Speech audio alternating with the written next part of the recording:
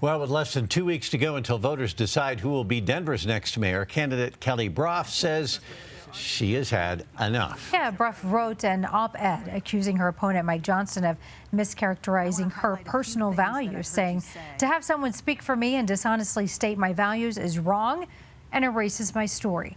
A story that tells many Denver families that I understand the challenges they face because I have lived it. Brough, a single mom who was raised by a single mom, described growing up on food stamps, losing her father to murder and her husband to addiction and suicide. The op-ed is a sign of how tense this race has become in the final stretch. Now, Brough also told the Denver Post this week that former mayoral candidate and current state representative Leslie Herod asked for a top-level job in exchange for an endorsement. Brough says she refused, and Herod then endorsed Johnston. Our political specialist Shaun discussed the allegation on our show Left, Right, Center.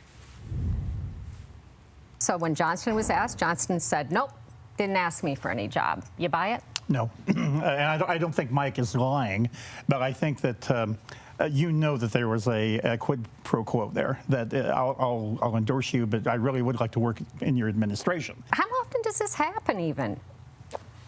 Well, Mike would be better to ask that because he one thing because he agrees to this. Yeah, that's right. One thing that's more prevalent is if you have a campaign debt. I mean, that's what I know. Dick and I are used to that part. If somebody comes to you and said, "I spent $150,000 too much, and I didn't win. Can you help me out with my debt?" And I think we'll see some of that. Some of them come in and they say, "Could you help us raise money to defray our debt?" I'm going, we've got a campaign to win. Right. So let's talk day after the election. Yeah. So speaking of the election, what is it now? Just over a week away. So does either candidate have an edge?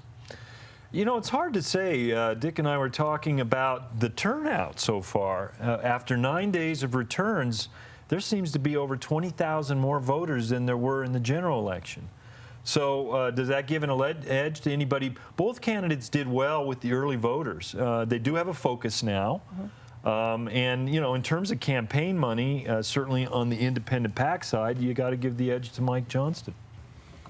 You can see Shaun, Dick, and Mike discuss our local politics in her show, Left, Right, Center. You can catch it tomorrow night at 6 right here on CBS News Colorado and then on our website, cbscolorado.com.